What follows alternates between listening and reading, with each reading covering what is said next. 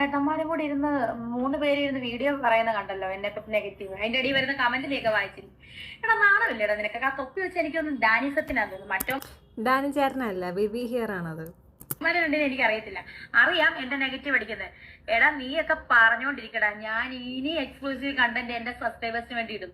നീയൊക്കെ ഇനി പ്രൊമോട്ട് ചെയ്യടാ, പ്രൊമോട്ട് ചെയ്തോണ്ടിരിക്കും. പ്രൊമോട്ട് ചെയ്യാൻ പറ്റിയ മുതല് ചെമ്പരത്തിയുടെ ഉദ്ഘാടനം എന്ന് പറഞ്ഞു പോയിട്ട് അവിടെ ഒന്നും ഒരു പൂച്ചക്കുഞ്ഞിനെ പോലും കാണാനില്ലല്ലോ അറിയണോ അമ്മച്ചി. വെറുത്ത് എല്ലാ ആൾക്കാരും വെറുപ്പിച്ച് അവർക്ക് തന്നെ മടുത്ത അമ്മച്ചി. എന്തായാലും തിരിച്ചു വരുമ്പോൾ ഇവിടെ ഒരു കേസ് കിടപ്പുണ്ടല്ലോ, കുറച്ചു കാലം അതിൻ്റെ പിറകെ ഓടും. എനിക്ക് തോന്നുന്നു ആ കേസ് വന്നതോടെ നന്നായെന്ന്. ഇത്രയും നാളും മറ്റേ ഓരോ വീഡിയോസൊക്കെ കാണിക്കുമ്പം അല്ലെങ്കിൽ കള്ള് ഷാപ്പിലൊക്കെ കിടന്ന് അവിടെ കിടന്ന് അഴിഞ്ഞാടുന്ന സമയത്ത് താഴെ വാണിംഗ് ഒന്നും കൊടുക്കാറില്ലായിരുന്നു. ഇപ്പോൾ വാണിംഗ് ഒക്കെ കൊടുത്തു തുടങ്ങിയിട്ടുണ്ട് കേട്ടോ. മദ്യവും സിഗരറ്റും ഹാനികരമാണെന്നുള്ള വാണിംഗ് ഇപ്പോഴാണെന്ന് തോന്നുന്നു തലയിൽ കുറച്ച് ബൾബൊക്കെ കത്തി തുടങ്ങിയത്. സമാധാനം, ഒരു കേസൊക്കെ വന്നപ്പോൾ വിചാരിച്ച പോലെ കുറച്ച് ബൾബൊക്കെ കത്തിയല്ലോ, തൃപ്തി, സന്തോഷം. ചേട്ടന്മാരും കൂടി ഇരുന്ന് 3 പേര് ഇരുന്ന് വീഡിയോ പറയുന്ന കണ്ടല്ലോ എന്നെ പറ്റി നെഗറ്റീവ്. അതിന്റെ അടിയിൽ വരുന്ന കമന്റിലേക്ക് വായിച്ചു. അപ്പം എല്ലാ വീഡിയോയും കാണുന്നുണ്ട്. അങ്ങനെ പറയരുത്. ഇങ്ങനെ കണ്ടെന്നല്ല, എൻ്റെ കൂട്ടുകാരി അയച്ചെന്നോ അല്ലെങ്കിൽ എൻ്റെ കുഞ്ഞമ്മ അയച്ചെന്നോ, അതാണ് നമ്മുടെ സ്ഥിരം ഡയലോഗ്. ഇങ്ങനെയൊക്കെ വന്ന് കണ്ടെന്നൊക്കെ പറയില്ലേ. നമ്മുടെ ആ ഒരു നിലവാരം അങ്ങ് പോകത്തില്ലേ. സോറി, നിലപാട് എന്ന് പറഞ്ഞ സാധനം ഇല്ല ഇപ്പം. പിന്നെ നിലപാടെങ്കിലും വേണ്ടേ. എടാ നാണമില്ലേടാ നിനക്ക്? ആ തൊപ്പി വെച്ച് എനിക്കൊന്നും ഡാനിസത്തിനാന്ന് തോന്നുന്നു. മറ്റവന്മാരുണ്ടെന്ന് എനിക്ക് അറിയത്തില്ല. ഒട്ടും അറിയത്തില്ല. പക്ഷെ എൻ്റെ എന്തോ സബ്സ്ക്രിപ്ഷൻ ഫോട്ടോ എടുത്തിട്ട് പുറത്തിട്ടെന്ന് പറഞ്ഞിട്ട് അവന്മാരെ തെറി വിളിക്കാൻ അറിയാം. അവന്മാരെ അറിയത്തില്ല, തെറി വിളിക്കാൻ മാത്രമേ അറിയത്തുള്ളൂ അമ്മച്ചിക്ക്. അറിയാം എന്റെ നെഗറ്റീവ് അടിക്കുന്നത്. എടാ നീയൊക്കെ പറഞ്ഞോണ്ടിരിക്കടാ, ഞാൻ ഇനി എക്സ്ക്ലൂസീവ് കണ്ടന്റ് എന്റെ സബ്സ്ക്രൈബേഴ്സിന് വേണ്ടി ഇടും. നിങ്ങൾ നെഗറ്റീവ് കാണിക്കുന്നു, ഞങ്ങൾ നെഗറ്റീവ് പറയുന്നു, അത്രേ ഉള്ളൂ. നിങ്ങൾ കാണിക്കുന്ന നെഗറ്റീവ് മൊത്തം എടുത്ത് ഞങ്ങൾ പോയിട്ട് അങ്ങ് വീഡിയോ എടുത്ത് നെഗറ്റീവ് പറയുന്നു. അത് നിങ്ങൾ നെഗറ്റീവ് പറയുന്നു, അത്രേ ഉള്ളൂ. അതാദ്യം ആൻറ്റി മനസ്സിലാക്കണം. നമ്മൾ മര്യാദക്കെ ആണെങ്കിൽ ആരെങ്കിലും എടുക്കില്ല. ഇത് ചുമ്മാ ചൊറിയാൻ വേണ്ടിയിട്ട് അങ്ങോട്ട് പോയി ചൊറിയും, ഞങ്ങൾ അങ്ങോട്ട് എടുത്ത് മാന്തും, അത്രേ ഉള്ളൂ. ഇനി പ്രൊമോട്ട് ചെയ്യടാ, പ്രൊമോട്ട് ചെയ്തോണ്ടിരിക്കും. പ്രൊമോട്ട് ചെയ്യാൻ നിങ്ങൾ ആരുവാ?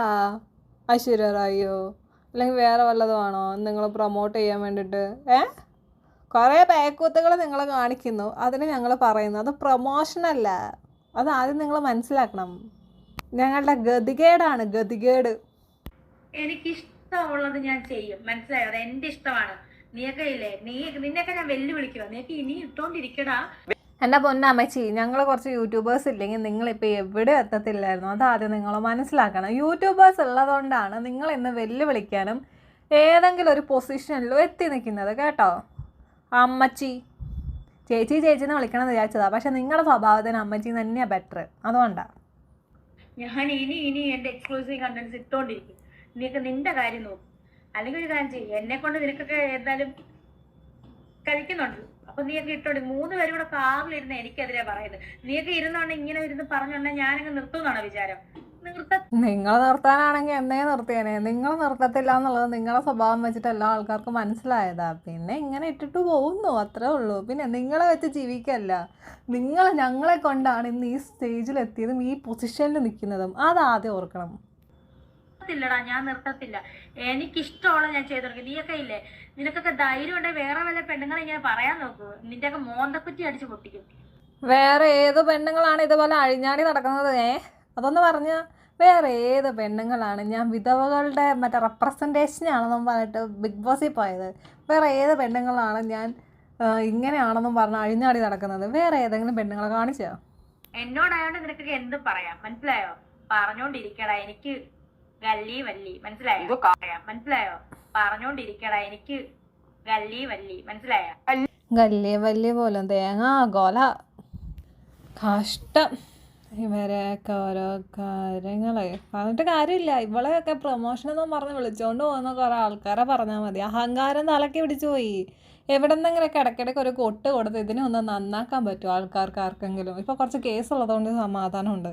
ആ വിവിച്ചേട്ടൻ്റെ നെഞ്ചത്തോട്ടൊക്കെ കയറാൻ പോയിരിക്കുന്നത്. നിങ്ങൾക്ക് ഉളുപ്പുണ്ടോ തള്ളേ? ഇവരൊക്കെ ഉള്ളതുകൊണ്ടാണ് നിങ്ങൾ ഇന്ന് ഇവിടെ എത്തിയത് കേട്ടോ. ഞാനിപ്പം ഇടയ്ക്ക് വന്നത്, അതുകൊണ്ട് കുഴപ്പമൊന്നുമില്ല. ഞാൻ അതുകൊണ്ട് എൻ്റെ കൂട്ടത്തതേ ഇല്ല. പക്ഷേ ഈ യൂട്യൂബേഴ്സ് ഉള്ളതുകൊണ്ടാണ് നിങ്ങളൊക്കെ ജീവിച്ചത്, ഇപ്പോൾ എവിടെയെങ്കിലുമൊക്കെ എത്തി നിൽക്കുന്നത്. ഈ തലമറന്ന് എണ്ണ തേക്കരുത്, കഷണ്ടിയായി പോകും കേട്ടോ. ശരിയെന്നാ.